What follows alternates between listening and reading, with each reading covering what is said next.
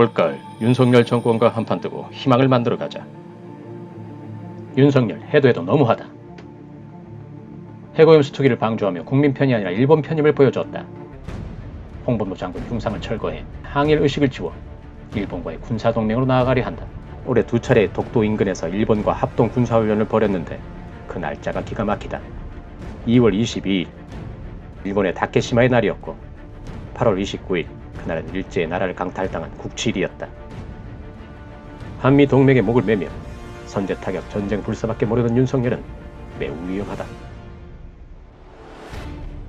2022년 12월 14일 용산에 이태원 유가족과 시민사회가 함께 만든 시민분향소가 설치됐다. 이날 유가족은 공식 사과도 유가족 만남도 없었던 윤석열과의 투쟁을 선포했다. 윤석열을 용서하지 마십시오. 국민 여러분 도와주십시오. 지난 3월 7일 윤석열이 제3자 변제안을 들고 나오자 강제징용 피해자 양금덕 할머니가 기자회견을 통해 이렇게 말했다. 여러분 힘이 없더라도 힘을 합해서 윤석열 폐장을 하고 말씀드리고 싶습니다. 다 같이 똑같이 합시다. 윤석열 폐장! 일본이 강제징용 피해자에게 1억씩 배상하라는 대법원 판결을 이행하지 않자 한일 관계 개선에 목숨을 건 윤석열은 초조해졌다. 결국 우리나라 기업들 돈을 모아 대신 지급하겠다는 제3자 변제안을 생각해냈다.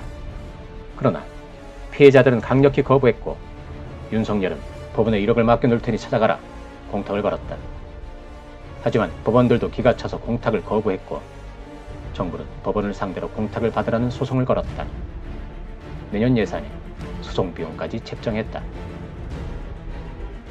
지난 5월 1일 노동절 건폭이란 오명 속에 범죄자 취급을 받았던 건설노조 강원건설지부 3지대장 양회동 열사가 분신했다.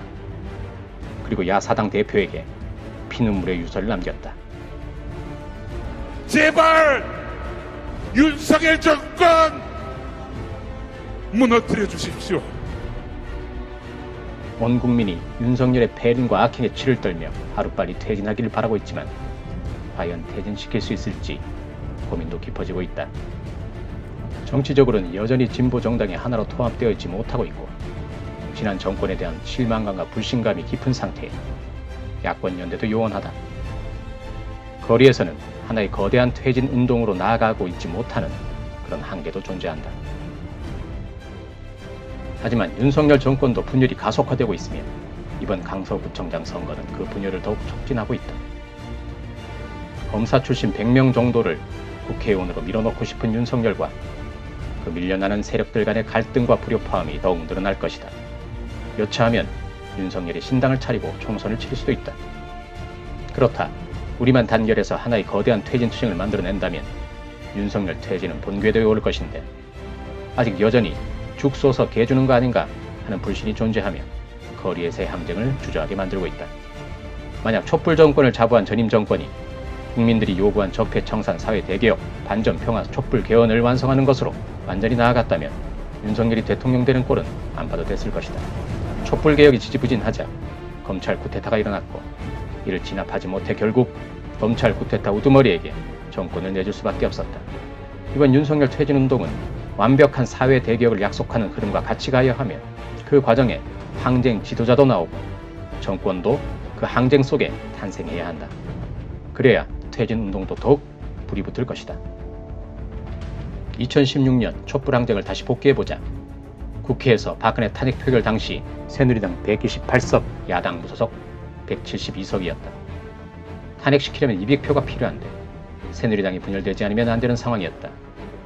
우리의 강력한 촛불 항쟁으로 새누리당 절반 가까운 62명이 탄핵에 찬성했다. 국회 탄핵 후 마지막 고비가 있었다. 대법원 판결이었는데 보수적 대법관들이 더 많았기에 초조하게 결과를 기다렸고 결과는 승리였다.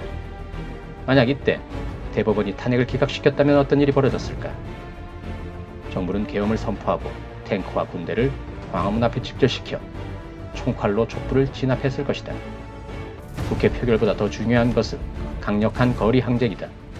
압도적인 항쟁을 펼쳐야 역풍을 막고 퇴진은 가능하다. 박근혜 탄핵 촛불을 불러온 마중물은 2015년 11월 14일 민중총궐기였다. 박근혜 정권이 무너지기 시작한 것은 세월호 참사였고 노동자, 농민, 빈민 등 조직력과 전투력이 있는 대우가 자신감을 회복한 것은 민중 총궐기였다. 10만 총궐기가 목표였는데 그날 14만 명이 넘게 모였다. 이때 맨 앞에서 밧줄을 잡았던 농민이 바로 백남기였다. 그리고 6개월 뒤 총선에서 여소야대의 승리를 만들어냈다. 투표 전날까지도 10% 이상 새누리당이 앞선다는 여론조사가 있었지만 뚜껑을 열어보니 정반대였다. 박근혜는 충격이 컸고 이때부터 급속한 레임덕에 빠지게 된다. 2016년 7월 사드 반대 투쟁이 경북 성주에서 벌어진 것은 자신들의 지지 기반이 붕괴되고 있음을 보여주는 상징적인 사건이었다. 성주 군민 2,000명은 한 달여간 매일 촛불 집회를 열었고 황교안 총리에게 물병과 계란을 던지며 차량을 막고 감금까지 시켰다. 2016년 9월 25일 백남기 농민이 투병 1년여 만에 돌아가셨다. 정부의 압력을 받은 서울대병원 측이 사망 이유를 물대포에 의한 외인사가 아니라 단순한 병사라고 적었다. 전국에서 시신을 지키기 위해 서울대병원에 모였고 스크럼을 짜고 경찰 침탈에 대비했다. 전국에서 후원 물품이 쏟아졌고 투쟁 열기로 들끓었다. 그리고 10월 말 정유라 말 사건이 폭로되며 항쟁의 도화선을 당겼다. 촛불항쟁은 그렇게 투쟁이 쌓이고 쌓여 만들어진 것이었다. 다시 총궐기의 시간이 다가왔다. 올해는 정권 퇴진 20만 총궐기다. 11월 11일 민주노총이 10만 이상을 결의했고 농민이 2, 3만 명 이상 모일 것으로 예상된다. 그날 한국노총도 10만 명이 서울로 상경해 별도의 대회를 갖는다. 서울이 디비지는 것이다. 지난 해고염수 투쟁에서 우린 윤석열에게 타격을 입혔다. 그 결과 강서구청장 선거에서 윤석열을 심판한 그 기세를 만들 수 있었다. 이제 올가을 윤석열과 한판 뜨는 정권 퇴진 총궐기로 우리 자신감을 완전히 회복해야 한다. 더욱 강력한 투쟁으로 나아가야 한다. 그 힘으로 내년 총선에서 압도적인 승리를 쟁취해야 한다. 그리고 내년 이맘때쯤 정권 퇴진 대항쟁으로 저 무도하고 악랄한 윤석열 정권을 완전하게 몰아낼 수 있도록 20만 정권 퇴진 총궐기 우리 힘으로 반드시 성사해내자.